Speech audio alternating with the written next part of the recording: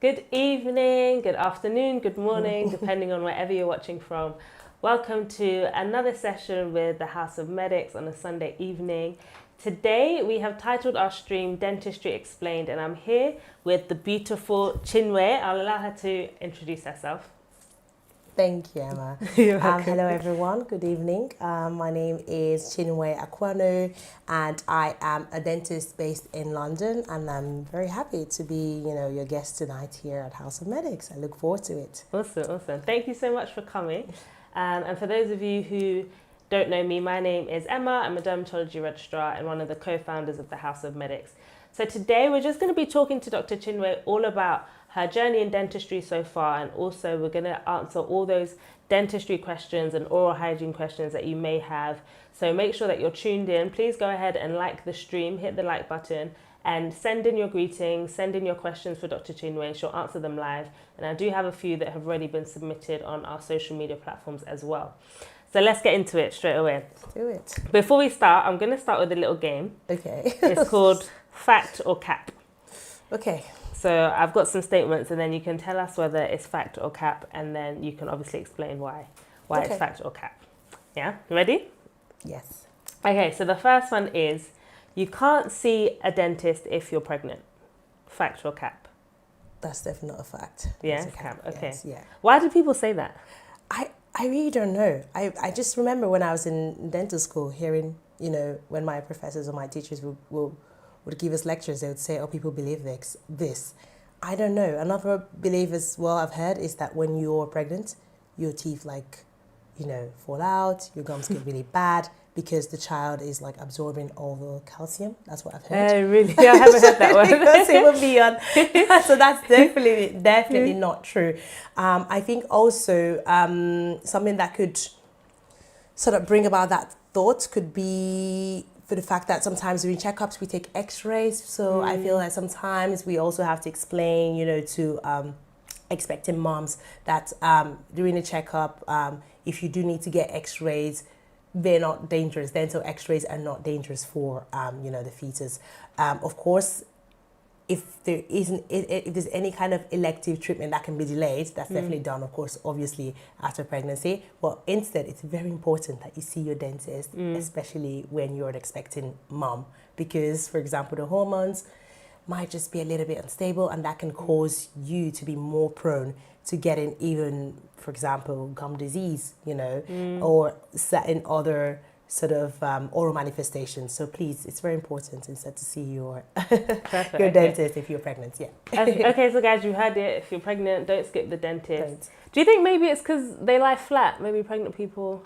That's also true. Maybe, people believe, the positioning can be tricky, but we do have mobile chairs, okay? Yeah. We don't necessarily need to bring you and lay you back down flat, okay? And so we can definitely accommodate your needs. We always say, of course, after the first 3 months, we're happy to assess and do what's needed, but elective treatment will always be delayed for after pregnancy. Yeah. Okay, awesome. So guys, go see the dentist. I suppose it's the best time to go because probably after you have the baby, you're not even gonna have time. You'll be so busy. Yes. So can I also pop something as well? If you're in the UK as well too, and if you are getting sort of dentistry under the national health system as well, when you're pregnant, it's for free, so that's the best thing to do is get everything checked up until when baby's a year old, so you have that sort of window frame. So I do recommend make the most of it. So, awesome. I didn't know that. Okay, great. Okay, the second one is Diet Coke, Coke Zero, all the zero drinks, they're fine for your teeth because there's no sugar. Fact or cap? No, that's not true.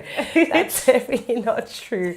I feel like all these products, they mask sugar, sweeteners, this, whatever. The molecule might not be exactly, the fructose or the glucose, but it's still definitely dangerous for the teeth. Another thing I would say in terms of Coca-Cola is the acidic component. So it's very erosive for the teeth, and drinking these on a daily basis or regularly, apart from increasing your chances of getting cavities, so decay, holes, caries, whatever you call them, there's a very high chance of having what we call tooth surface loss.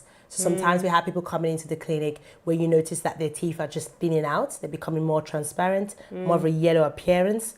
and that just means that it's just wearing off because it's a very high acid that's being constantly, bathing the tooth surfaces. So please definitely cut down on that. Red Bull. I see that early in the morning. People on Red Bull in the morning. Yes, it's please. not easy, guys. This life is not easy. It's not. I know. Don't get me wrong. But there are options, and if you do have them, please use a straw. I mean, please use a straw. Okay. I use a straw for everything. That's my new thing.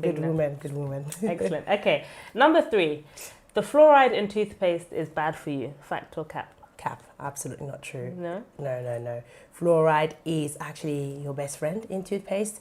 Obviously, I feel too much of everything. I mean, in life, generally speaking, can be toxic. Even when we do take, for example, medication, if I'm taking ibuprofen, for example, or any kind of painkiller, paracetamol, it can also be toxic, right? If it's not taking, according to directions that have been given to me and advice. The amount of fluoride you have in toothpaste is actually very safe. And in fact, in the supermarket, you will find children's toothpaste and adults toothpaste because there's a different amount of fluoride that's, contained in those toothpaste. So that's what the difference is. Yes. I thought they just make the children's one like bubblegum flavor. Yeah, I mean, we had the flavoring as well, but also the amount of fluoride, okay? And of course, we always say children should be supervised because, sometimes toothpaste can be delicious and they just go for it, and it can then cause issues. But otherwise, fluoride is actually your best friend in terms of prevention. It helps strengthen the outermost surface of the teeth, which is the enamel, and this molecule can penetrate into the enamel and cause some like a positive chemical reaction that actually strengthens this teeth and makes it less resistant to wear when you have those acid attacks coming from your Coca-Cola, your Red Bull, from your foods, and also from the sugar in different sort of foods. So it's very, very important. Please don't make your toothpaste. Please use fluoride. And I always say this especially for parents. Please let your children use fluoride toothpaste because it's one of the, I always say, toughest part of my job is actually seeing kids with a lot of cavities. With the milk teeth, they're smaller, they're more fragile than the permanent teeth, so they definitely need that protection. My advice, I always say, is make sure you're using the fluoride correctly. It's about the amount of toothpaste. Sometimes you see some people about to brush their teeth and they literally squirt the whole tube of toothpaste. That's definitely wrong. We recommend a pea size. So the size of a pea is what you want to use on a toothpaste as an adult. If it's a very little child, you're talking of a rice grain kind of quantity.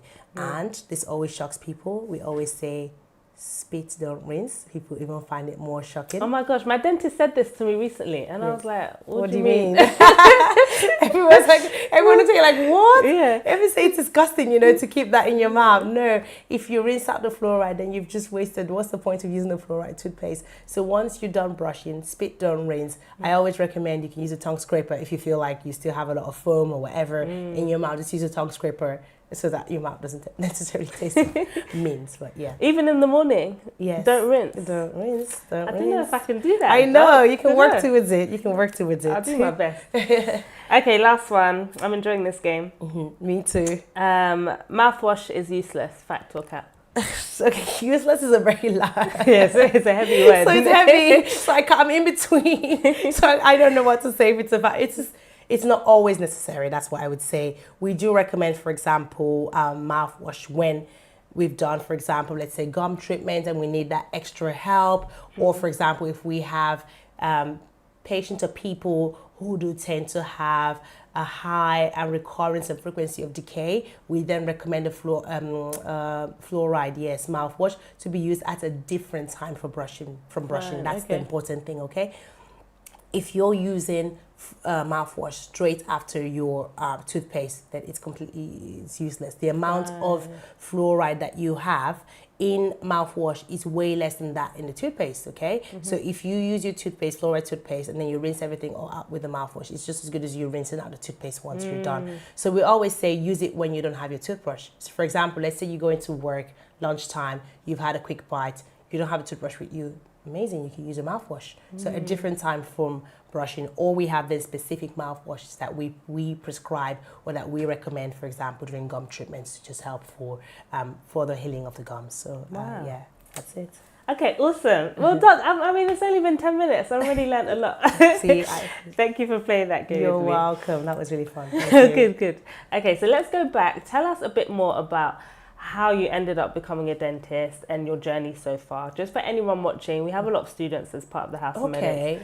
And sometimes people, they're thinking about what they want to go into and they're not necessarily sure all the steps, how many years it takes to become a dentist or whichever professional. So just tell us a bit about your journey and what it's been like for you to get to where you are at the moment. Okay, so this is very interesting because I'm going to have two parts to this, because my journey was more of it wasn't a typical journey, it's atypical. And then I can just tell you, of course, what you need to get into dentistry. So in case anyone's on a different pathway from mine. So actually, it took me a really long time to become a dentist. And I've been a dentist for a couple of years now. But I have been in the dental industry for about 12 years.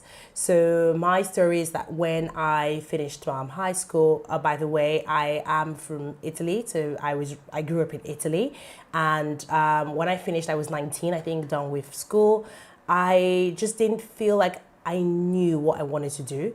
I felt like if I was making that choice, I was just jumping into it blindly. I was quite good at almost everything. I felt I could be a lawyer, I could be a doctor, I could be anything, I could be an engineer. I love that. So yeah, thank you. I just felt really confident about myself. And the last thing I wanted to do was then just jump into some random profession without thinking it through.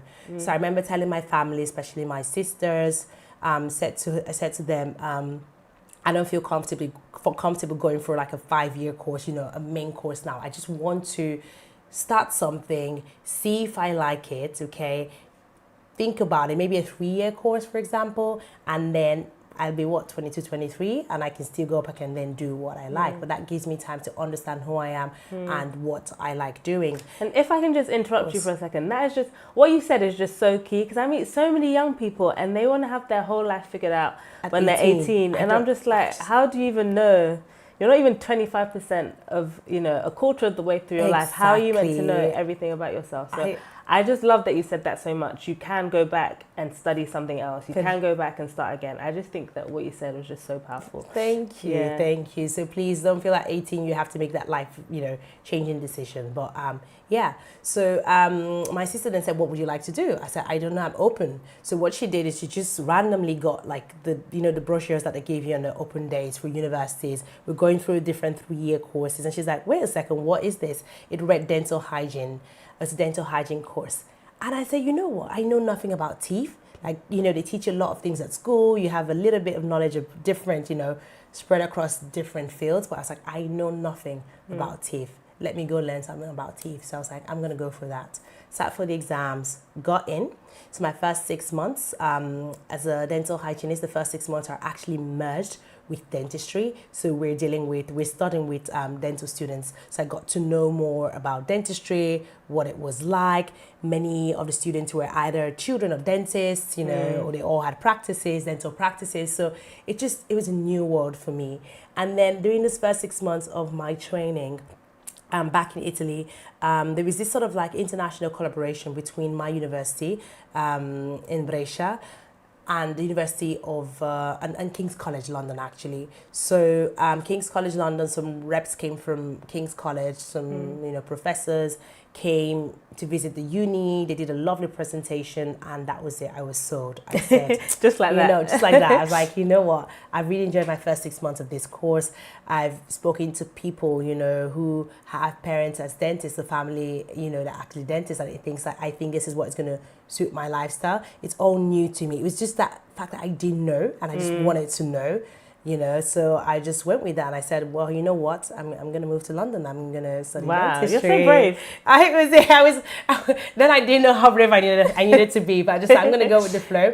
And I thought to myself, wait a second, I don't know anyone in London. I don't have family in London. I don't have friends in London, or even in the UK, generally speaking. I don't know anyone. So I just thought to myself, okay, you know what? I'm going to finish what I'm doing because I really love it.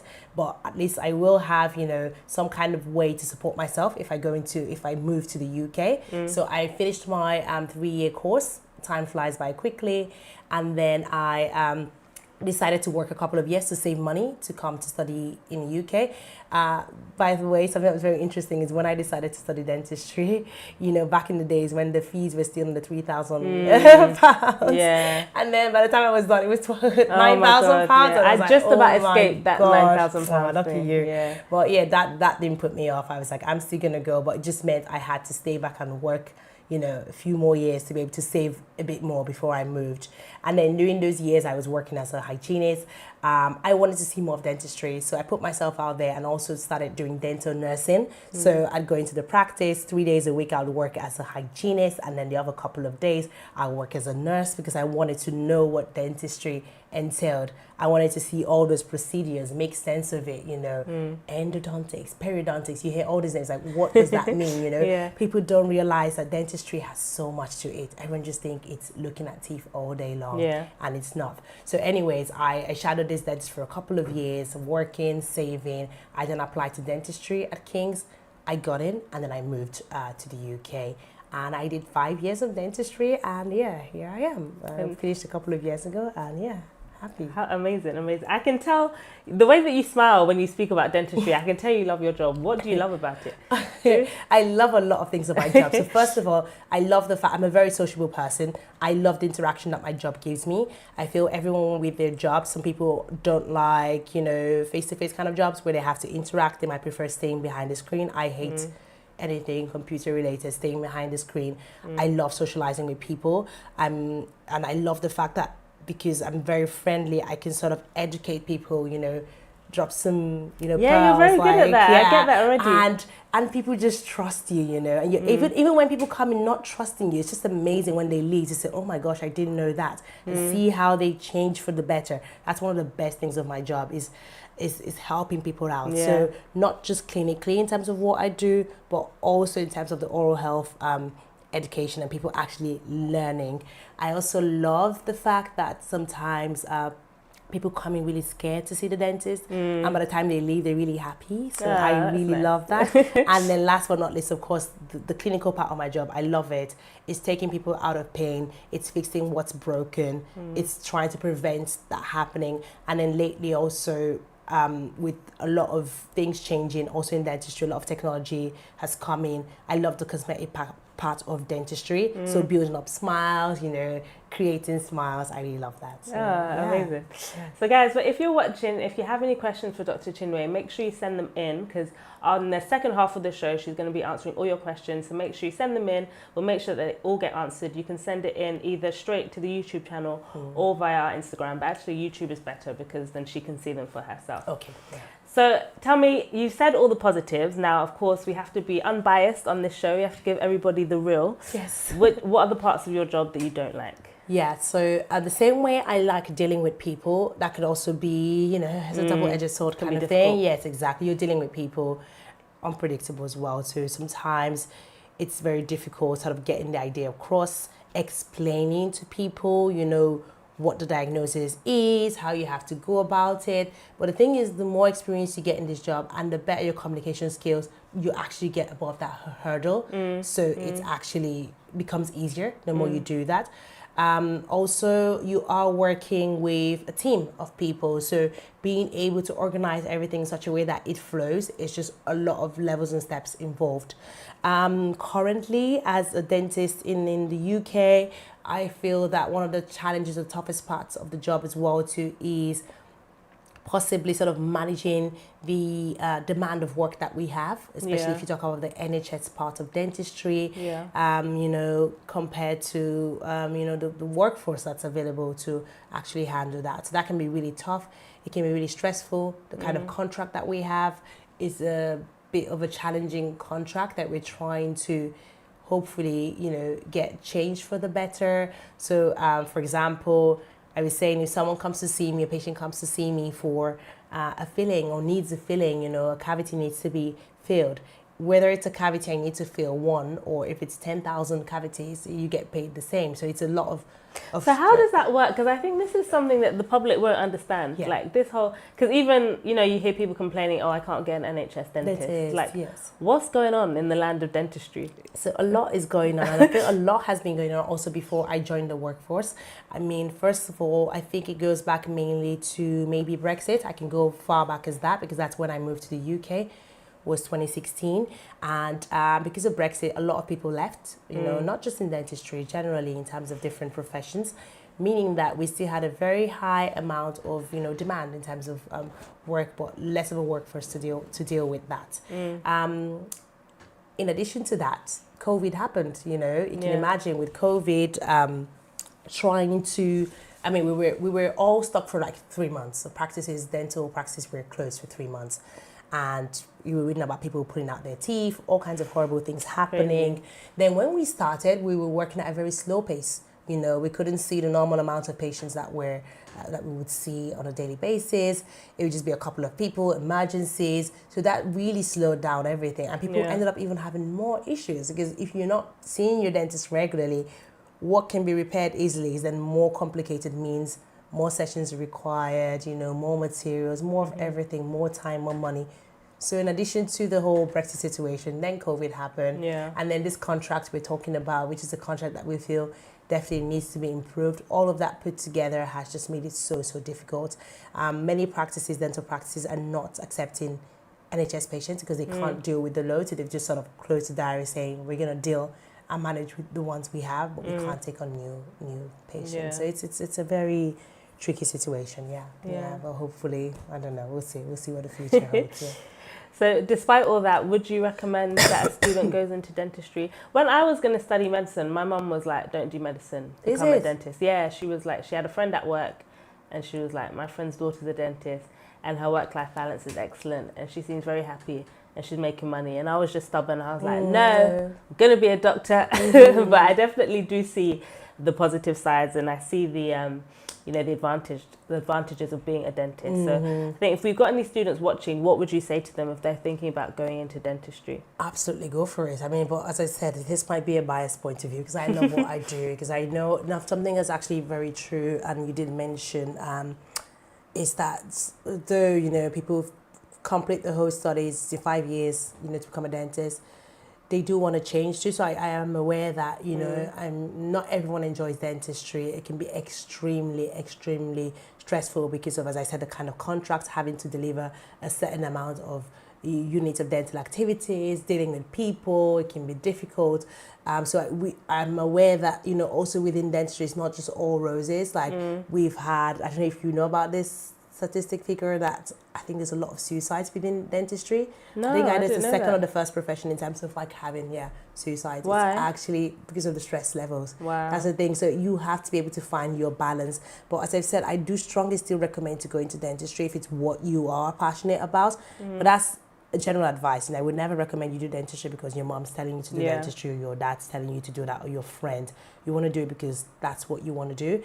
And if it means, like what I did, taking some time off to understand if that's what you really want, that's my advice, rather than just jumping into it when you're 18 and then you find out maybe halfway through you don't want to live it, because then you're like, I've already spent a couple of years. You know how you're stuck in between, like you just keep going, so you're like, you can't step back now, it's too late. So I would advise thinking about it first. But it is a beautiful job. I strongly believe that you can find your balance in dentistry. Strongly believe. I actually chose dentistry as well because of the work-life balance. Also, being a woman in the future, I'd like to have kids, so being able to manage that flexibility, I love that about my job. You know, I'm self-employed, so it's sort of like balancing everything, you know, knowing when I'm going into work and when I'm off.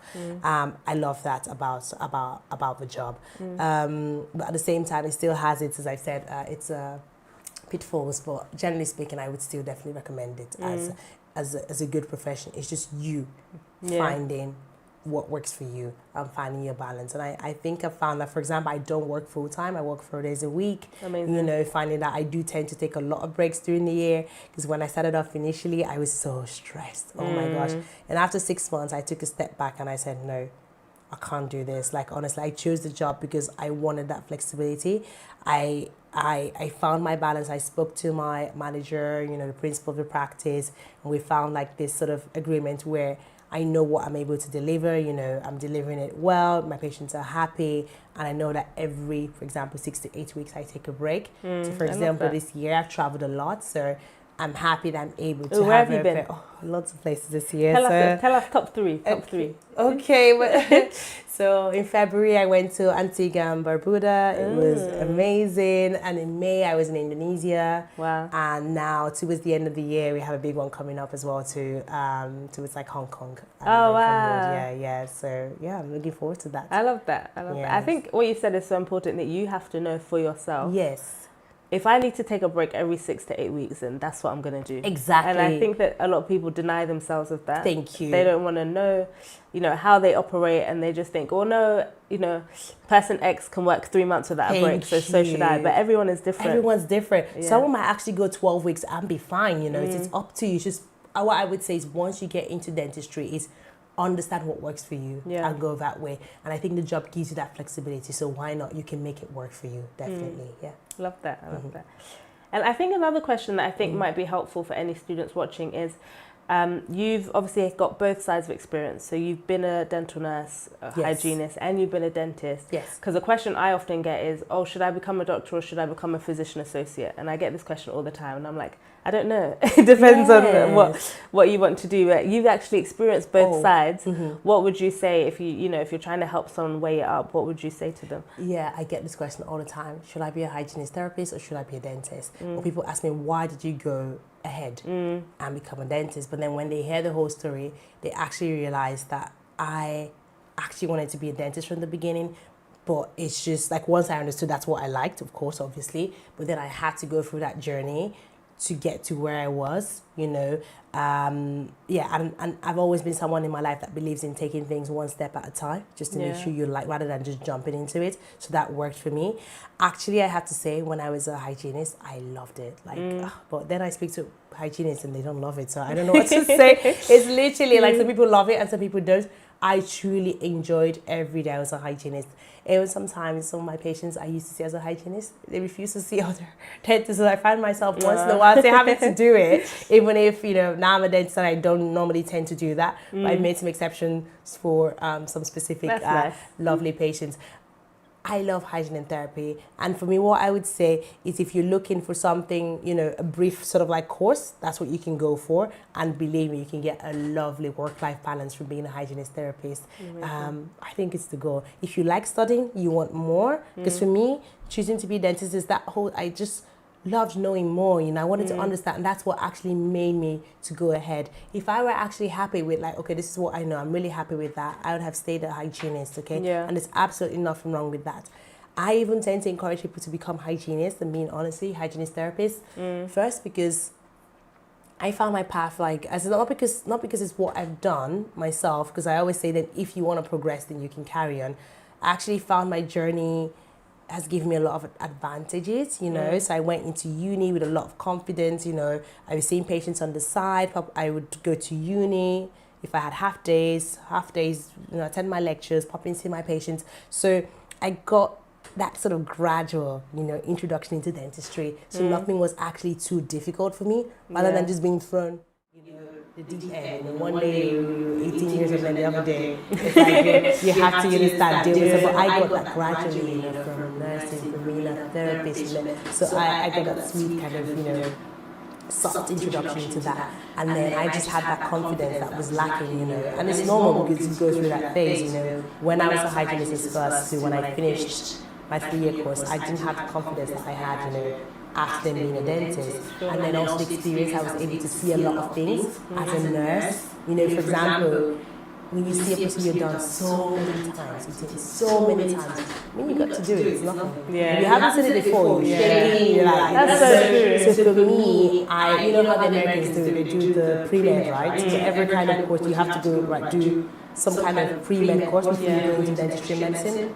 I'm for that, honestly. I just feel so am I, to be honest. I know people, please don't hate me. Please don't hate me, but I totally I feel- recently said on TikTok, I think medicine should be post-grad in Did the you UK. get attacked? Yeah, people were like, well, that's just going to increase our fees. Fees, yes, I know. That's why I was like, I'm just saying, like, of course, I wish there were a way around that, but I'm just saying, because I know how it felt for me, and I would redo that experience exactly how I did it before. And yeah, that's it. Oh, amazing. Well, you've had such a beautiful journey so far. We're going to cut to a break. Okay. So we're going to go for a quick break. If you're watching, don't go anywhere because the break is still something for you to watch. So stay tuned. If you need to quickly get a drink, you can. But we're going to come back and then we're going to run through some questions. Dr. Chinwe will be answering all the questions that you guys have submitted. So we'll see you guys very soon. Okay.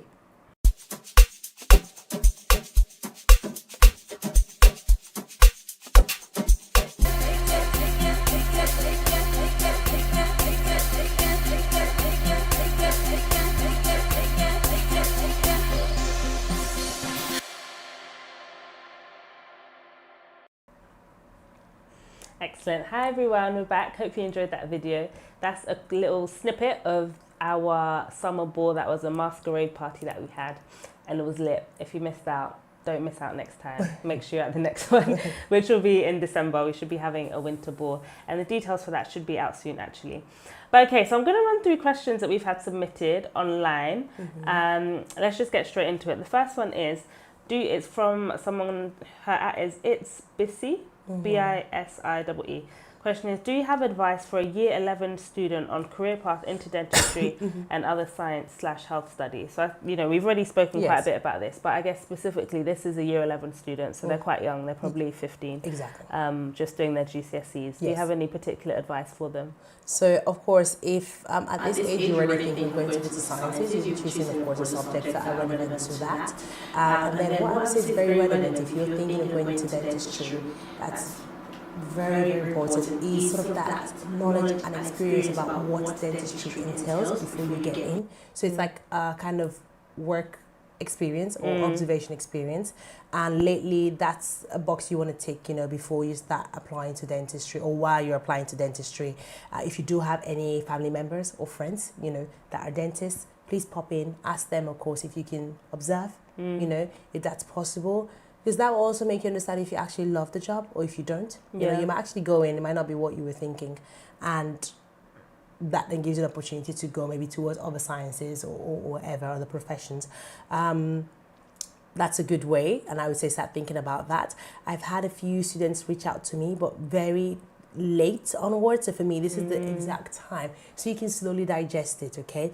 So don't wait until you're about to apply. Yes, because I've had a few emails and I'm like, can I come observe next week? And I'm like, next week what? Like literally, because we have to plan ahead of these things. We plan our diary as well to what you're coming to observe. Are you going to be coming to observe checkups? We want you to see a bit of everything. We want it to be interesting for you, because if I know you're coming to observe me and we agree a specific day, then I want that day to flow in a certain way, okay? Yeah. We work in different clinics because our clinics, sometimes we're also training nurses. We don't want too many people in the room at the same time. So if you get that heads up, okay, for example, so day, that nurse is not going to be in the room, because otherwise the patient as well finds like 6-7 heads just all over them, and looking at their mouth is a bit too much. So for me, it's slowly sort of reaching out and asking, as I said, family, friends, or even on social media. There are a few pages available on Instagram and also on YouTube I do have a friend that's really sort of like good with preparing people as well too, for like interviews, everything, whatever. If anyone has any questions, they can reach out to me. I will probably leave my details at the end of this session as well too, in terms of guidance of what to do, what association to reach out to if you're looking to get that experience. But for me, as I always keep saying,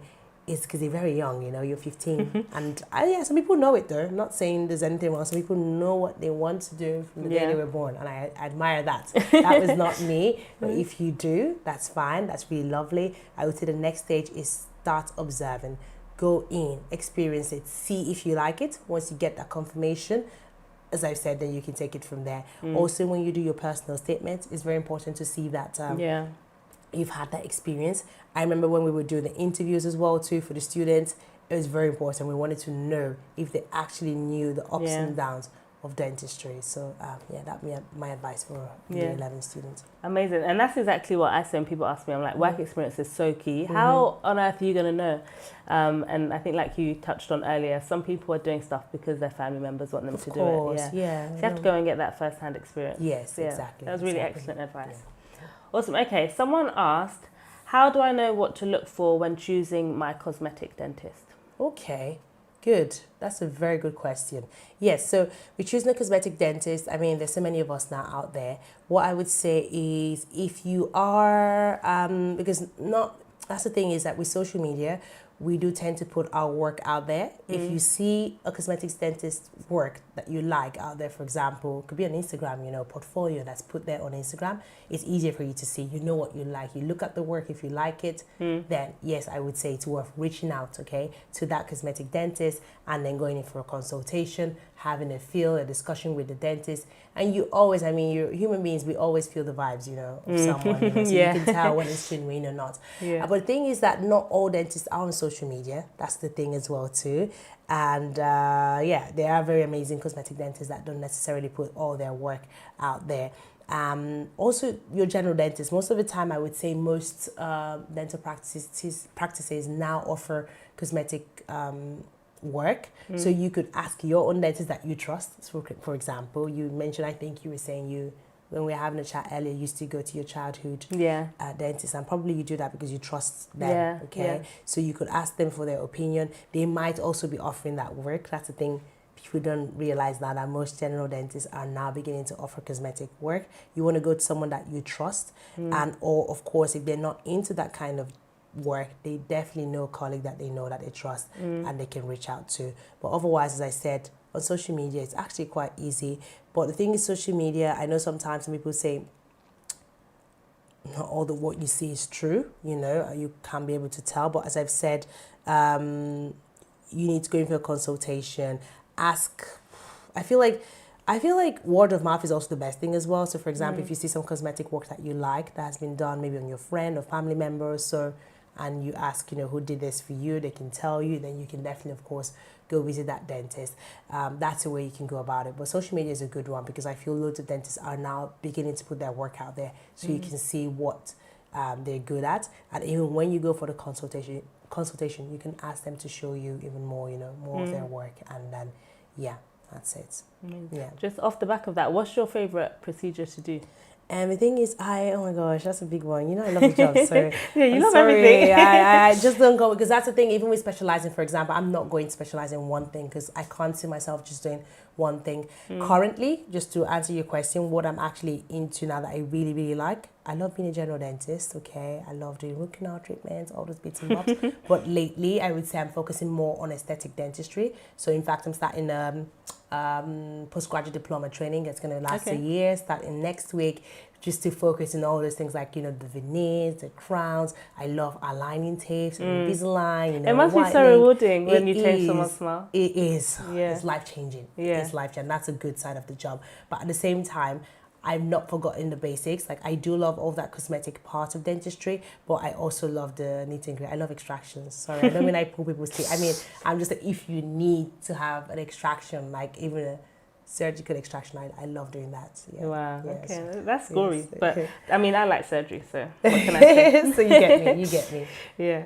Okay, someone asked, should you floss before or after you brush your teeth? That's a very good question. So the advice is, ideally, if you can, you want to floss before, brushing. And the reason why is that when you floss, have bits come out between, bits of food or plaque stuck between the teeth, they come out. You can spit that out and then rinse and then go and then brush. Because and it just makes it easier that way. If you do it the other way around, it's not the end of the world, obviously. But then it's like you get, the whole spit, don't rinse thing we were talking about. Yeah. If you end up flossing after, you're gonna rinse. Just gonna you're gonna have, you're gonna rinse afterwards. You're not gonna leave bits of, let's say, from blood or if there's something. It's disgusting. Okay, you have bits that you need to rinse out. So for us to have the spit don't rinse work, you want to floss before you. Yeah, but it's not the end of the world. The most important thing is that you're flossing. Please. How is flossing? Because someone said to me that people who don't floss, to me as a dermatologist, it's like people who don't wear sunscreen. Like, it's a really big, Is flossing that important? It is very, very important. Why is it so important? It's very important because, let's say, if you think about it, you have your teeth coming together, okay, sort of like forming these tight gaps, and you're there with your toothbrush, brushing the front of the teeth, the back of the teeth, the biting surface of the teeth, and then in between, who's going to look after the teeth? Nobody. It's just plaque, just building up. But does the toothbrush not get in there? No, absolutely. Except you have gaps. People who have gaps. So honestly, if you have natural occurring gaps, then yes, especially the electric toothbrush, you can, Otherwise, no. Even when you floss, you sometimes hear that ping when you go through the contact points where the teeth. That's exactly the area where plaque and bacteria, they enjoy it, okay? They flourish there. And then when you come see me and I take an x-ray and I see decay in between every single tooth, that's just not right, okay? So it's just good to floss. It is tricky to floss. There are techniques, that you need to learn. Using the tape can be tricky, but believe me, now in the market, there are all kinds of things that you can use. Your dentist, your hygienist can show you. We have floss picks, we have incidental brushes, we have everything that, it's just patience and getting into that habit. It's hard to be perfect. I don't expect everyone to be like, of course, ideally, in an ideal world, we want us to be flossing every single day at night. So once at night is enough. But the thing is, I always say, is trying your best to floss, and then if you do see your dentist, your hygienist regularly every 6 months, whatever you're not able to remove properly, then at least they can professionally remove that for you and keep you going. You get motivated when you see your dentist, hygienist, and then when you don't see them, you sort of forget to floss and you see them. So it's that sort of cycle. But to keep everything balanced, I recommend you see them frequently. Yeah. Awesome. Okay, well, I'm convinced. I hope you guys are convinced too. Yes, it's important to floss. Okay, what else we got? We've got... someone asked, what do the white bits on my teeth mean? Is it really because I'm deficient in calcium? That's what our parents told us. Yes, so the thing is, white spots, we call them white spots in dentistry. There's so many causes to white spots. So we would need to, of course, observe the tooth. I would need to see you and observe and be able to understand what's caused the white spots. So a white spot, for example, could be the beginning of decay, first of all. So sometimes before you can actually have a hollow cavity form, you have a white spot where, as you said, the tooth is lacking a little bit more of so it's actually true? In some cases. Right, okay. Some cases. And sometimes people notice it on their front teeth. It could be their incisors. Sometimes it could be their molars, okay? It's a case where we diagnose, we have what we call MIH in dentistry, which is molar incisal hypomineralization, so having less minerals in those teeth. It just happens. It just comes out like that. It could be in your baby teeth. It could affect your permanent teeth. And what we do when we diagnose is that those teeth, unfortunately, might just be, they just tend to be slightly weaker. And they could break down quicker than other teeth. So that's another reason for you to look after it better, to make sure you're using, for example, fluoride toothpaste to help. Sometimes some people, unfortunately, they have what we call post-eruptive breakdown, where it's just really severe, this hypomineralization, because it could be mild, it could be moderate, it could be severe. And when it's severe, it's just really breaking down. And that means that then your dentist might have to cap the tooth or whatever, to sustain it. That could be a cause. It could be because of trauma, for example. So if you get hit in a tooth, for example, you could also have a white spot. And sometimes, talking about fluoride, in areas where there's a lot of fluoride, like just so much, the quantity is just too much. You have it, for example, in natural water, and you're just having too much fluoride, drinking fluoride from the water, and then also using fluoride toothpaste, you can then have what we call fluorosis. Fluorosis, though, starts off like sometimes with the white spotting, but then it goes towards also brown mottling appearance, okay? So yeah, there's a few reasons you can have a white spot, but it's good to just go in, see your dentist, have a diagnosis, and understand what the cause is. But if it's just a white spot in an area that you can see, that you can brush and you can cleanse, normally it's not usually much of a problem, but it would be good to get a proper diagnosis, yeah. Okay, that's good to know that there's more than one cause. So you never know. Okay, Aaliyah has asked, is teeth sensitivity always a sign of a problem? That's a really good question. That's a very good question. Okay, it depends. So sensitivity, obviously, just like we're human, some people have what we call sensitive teeth. Some people just tend to have generally sensitive teeth. But I still feel like sensitivity is a sign, that your teeth, it's just telling you, something's not 100%, yes. And that doesn't mean, of course, that it's a massive problem. It's something that sometimes can be managed. The problem with sensitivity is that you always need a diagnosis. So sensitivity could be the beginning of a big issue. For example, it could be a whole cavity decay, caries, giving you the initial sign, go fix this, but then you ignore it, and by the time you go see your dentist, either the tooth is broken down, nerves involved, etc., bigger problems. sensitivity could be, for example, a result of what we call overbrushing. So some people, they love having lovely white teeth. So what they do is they brush really hard. They use toothbrushes with really hard bristles because they want to get the best clean. And what they do is just brush. And brushing really hard sort of erodes that enamel. At the same time, what it does is that, especially in individuals that have thin gums, you sort of brushing away those gums. So an area of the tooth that normally was covered by the gum then gets exposed. Okay. And that part is a very sensitive part of the tooth. So when you start getting those nagging symptoms, it's that, okay, you might need to tone down your brushing and stop brushing aggressively. Another side of sensitivity could be having a lot of acids in the diet, okay? So, for example, I personally have very sensitive teeth. Whenever I have any sort of citrus fruits, any kind of, oranges, lemons, oh my gosh, it's just really, really sensitive. So what I normally tend to advise, as I've said, is using a straw, etc. I noticed that during the festivity periods is when I tend to get more of a sensitivity because I may be drinking more juice or whatever. And for cases like that, I do recommend things like desensitizing toothpaste. So things like Sensodyne, or for example, the Colgate, but it doesn't matter the brand. All brands have this. Colgate, there's Oral-B, there's all of them out there. Use that as a daily toothpaste. Sometimes some patients have real bad sensitivity, that it's really, really bad, that we need to increase the amount of fluoride. So you know how you mentioned fluoride initially?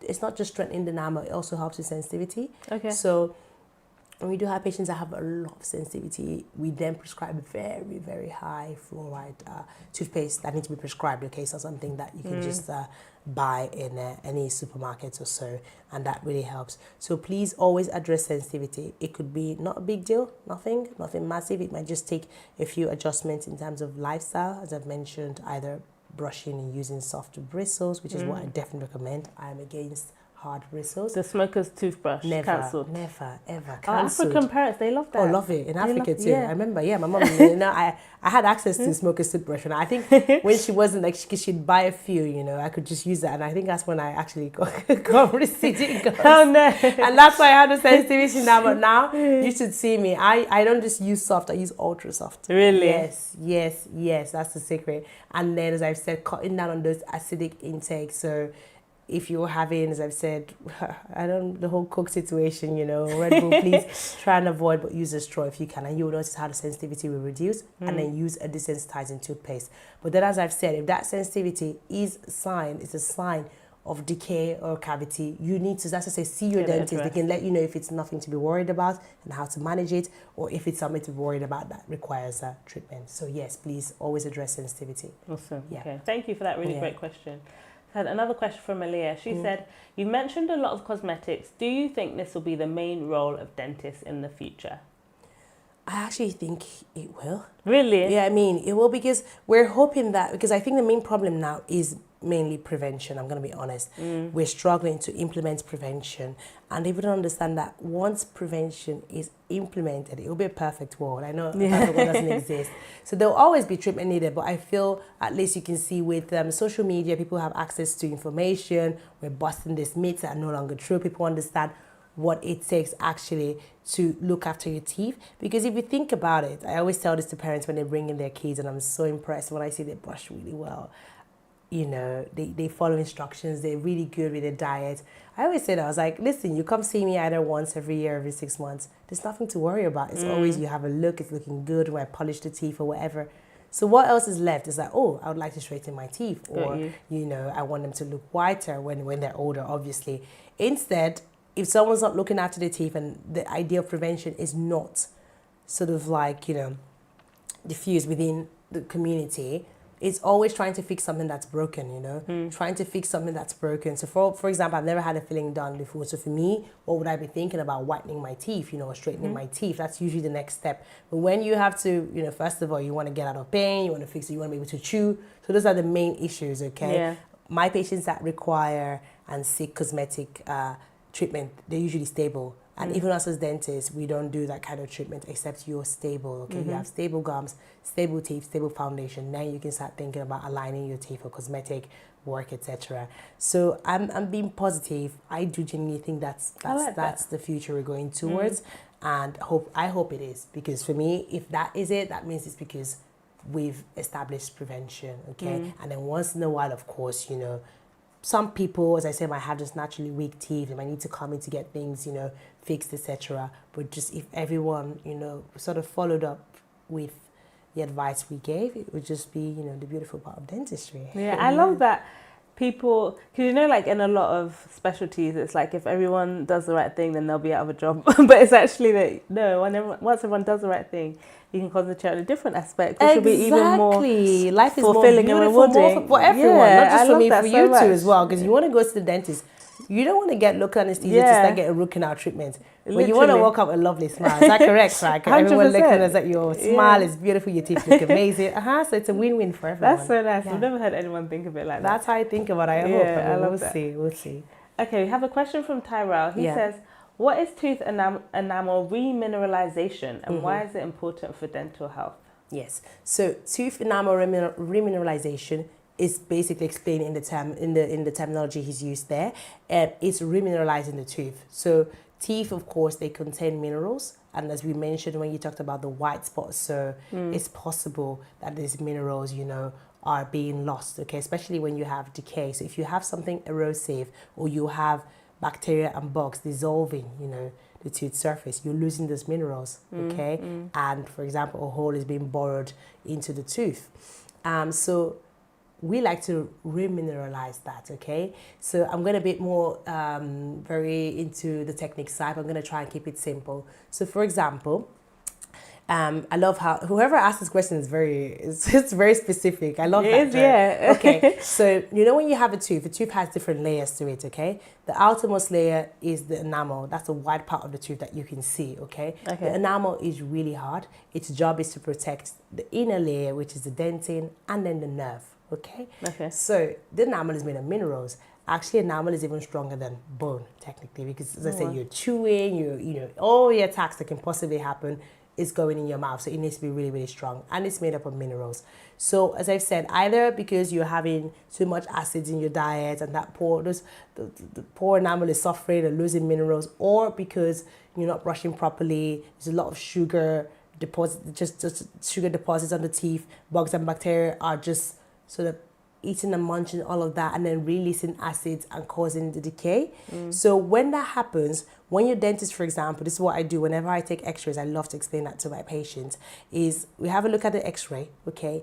The decay starts from the outermost layer, right? And then it goes into the middle layer and then unfortunately hits the nerve, okay? When the decay is between the first two layers, you can still get away with the filling, okay? Once it hit the nerve, no, you need to get further treatment. I don't want to go into that now.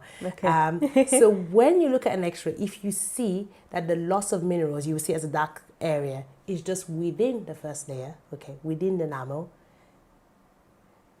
it's a 50-50 kind of thing. Some people say you don't necessarily need to drill the tooth. So you can try and remineralize, strengthen back the enamel, okay? And that's when that goes into remineralization, prescribing certain products. It's usually, again, fluoride. Fluoride helps remineralize, strengthen that, okay? So yes, you've had a breach in the enamel, but it hasn't got into the dentin. So you can then try and reverse all of that by using specific products, as I said, fluoride, and also some other like minerals, calcium. There are loads of amazing products out there that we do recommend.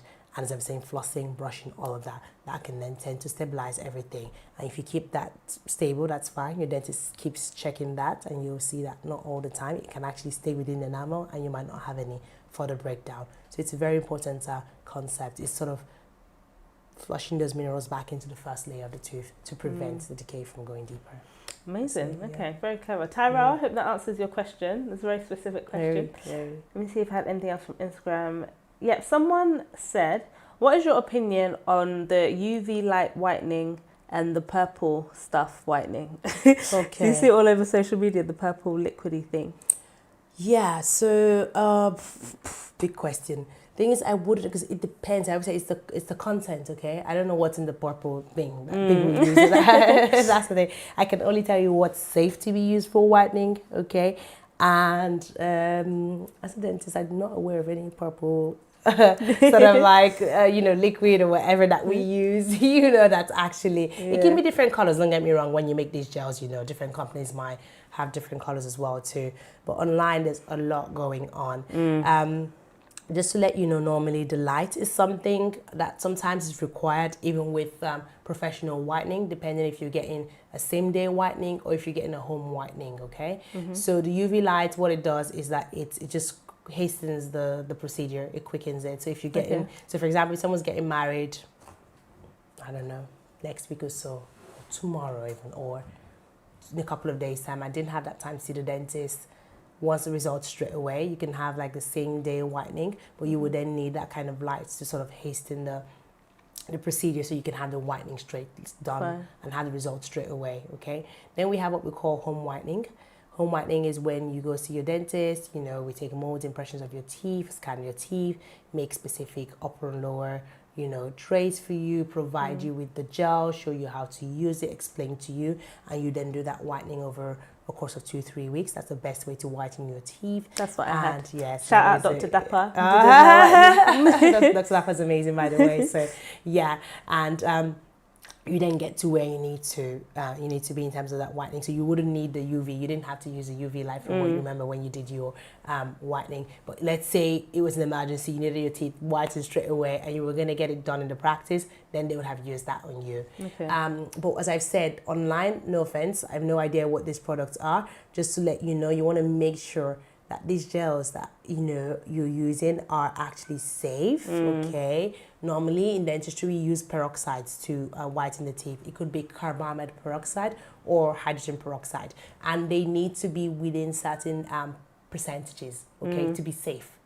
Okay, so that's the most important thing. It's not just saying, oh, this is hydrogen peroxide, here you go. No, there's certain safe standards and we want to make sure we keep it that way.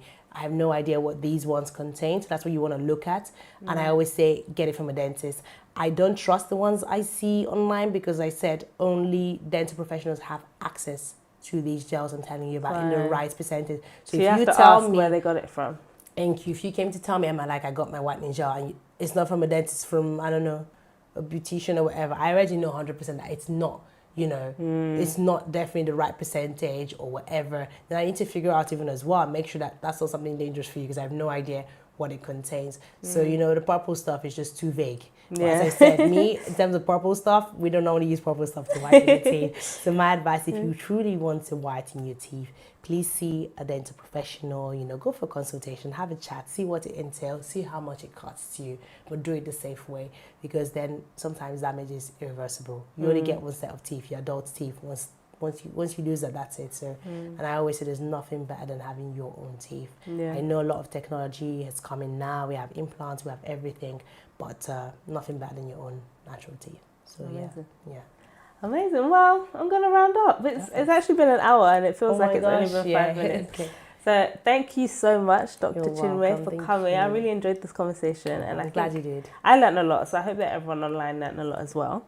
As we round up, do you want to share your socials, where people can find you, or even if you have any last words that you'd like to share with anybody, the floor is yours. Thank you. Yes, I think I'm just going to drop my Instagram handle. So if anyone has questions, please feel free to reach out to me. If there are questions that I can't, answer personally, I will direct you towards, sort of the right person to speak to. So it's Dr. Chinwe London. You'll find me on Instagram, and that's it. Lovely.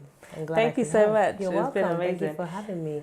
So I hope you guys enjoyed your Sunday evening with us. Our socials, our website is houseofmedics.org. On Instagram and TikTok, we are at We Are House of Medics. On LinkedIn and Twitter or X, whatever they're calling it now, it's just House of Medics, not We Are. Stay up to date with everything that we're up to on our website. You can sign up to our newsletter and you'll get updates to all our events.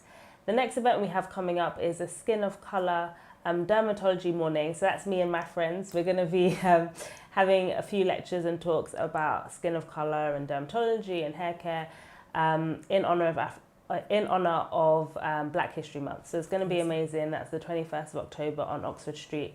It's completely free. You can sign up on our website. You're going to hear from some really amazing dermatologists and skin experts. Otherwise, we will see you next time back on a Sunday evening. We'll have another amazing guest, and make sure you head over to YouTube and check out some of our other videos. Thank you all. Speak soon. Bye.